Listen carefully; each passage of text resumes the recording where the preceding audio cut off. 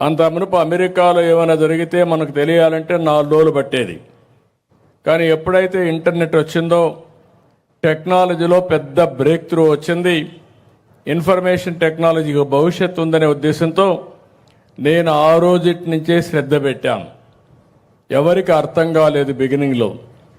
ఆ రోజు ఒక హైటెక్ సిటీ కట్టాలంటే చాలా శ్రమ పడ్డాను.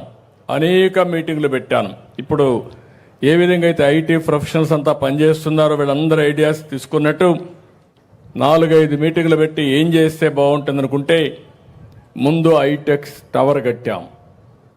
ఆ హైటెక్ టవర్ కట్టిన తర్వాత ఇలాంటి పిల్లలందరూ చూసిన తర్వాత మేము కూడా ఐటీ చదువుకోవాలి, ఐటీ ఉద్యోగం చేయాలనే ఆశ పుట్టింది. దానిపైన నేను అమెరికాకి వెళ్ళి అనేక కంపెనీలకు అందరికీ చెప్పి 15 రోజులు ఫైల్స్ మోసుకొని అమెరికాలో అన్ని కంపెనీలకు వెళ్ళి ఇండియాకి రండి, మా కుర్రాళ్ళు ఉన్నారు, బ్రహ్మాండంగా పనిచేస్తారని చెప్పి ప్రమోట్ చేశాను.